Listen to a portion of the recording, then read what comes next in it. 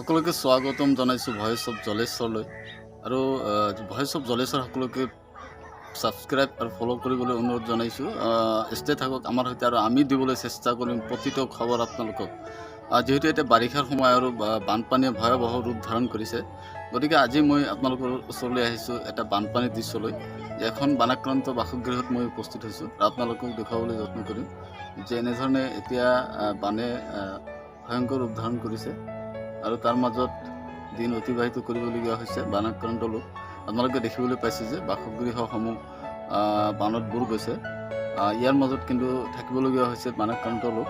এতিয়া কেনেকুৱা কষ্ট হ'ব পাৰে, কেনেকুৱা কষ্টৰ মাজত তেওঁলোকে দিন পাৰ কৰিবলগীয়া হ'ব পাৰে, এতিয়া হয়তো আমি সেই কথা উপলব্ধি কৰিব নোৱাৰিম যে তেওঁলোক কিমান কষ্টৰ মাজেৰে দিন পাৰ কৰিবলগীয়া হৈছে। কণ কণ শিশুসকলকৈ তেওঁলোকে দিন পাৰ কৰিবলগীয়া হৈছে, কেনেকৈ খাইছে, কেনেকৈ ৰন্ধা বঢ়া কৰিছে, আদি বিভিন্ন সমস্যা আছে। তাৰ মাজত কিন্তু দেখিবলৈ পোৱা গৈছে, তাৰ মাজতো কিন্তু কষ্টৰে কিন্তু দিন পাৰ কৰিবলগীয়া হৈছে বানক্ৰান্ত।